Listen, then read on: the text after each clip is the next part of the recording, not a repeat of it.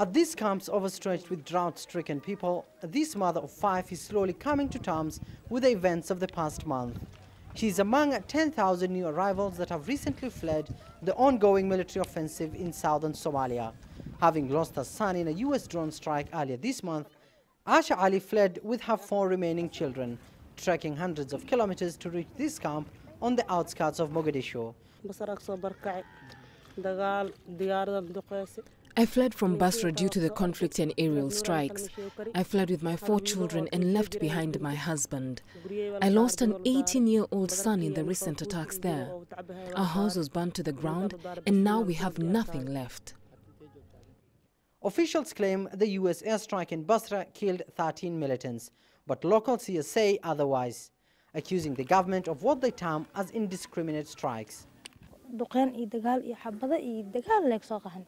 My neighbors died in front of our own eyes as they fled our village. We are a poor family from Basra region. Drones hover the sky during the day and night, striking indiscriminately. It shelled the entire area, killing scores. We buried 3 people from my village. On Monday, the U.S. Africa Command announced that it killed a single ISIL militant in northeastern Somalia, marking Washington's 30th drone strike so far this year. U.S. President Donald Trump earlier this year relaxed rules of engagement, granting U.S. military personnel extra powers to neutralize militant targets. Somalia says these strikes are vital and necessary.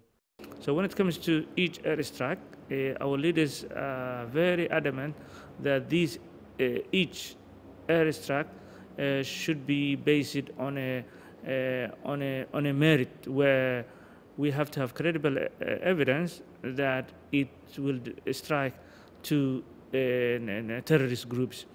Also, part of that process is not to harm any civilians, so we avoid any sort of casualties of civilians. But for some families at this camp in Sinkader area, fleeing their farms and livelihood in Lower and Middle Shabelle was the only viable option available at that time. Somalia's President Mohamed Abdulaziz recently declared that the country was in a state of war, following 14th October's deadly attack in downtown Mogadishu that killed almost 400 lives, an attack regarded as the deadliest to rock Somalia in its modern-day history. However, for these families, returning back to their rural homes for now is out of the question. Humanitarian experts, however, suggest that the situation will likely to escalate in the coming months. Already, there's a massive buildup of ground troops along the roads that lead to and out of Mogadishu, as African Union troops and Somali forces plan to launch a massive offensive to rid out terrorist elements from the country. Abdulaziz, Billow, CGTN, Mogadishu, Somalia.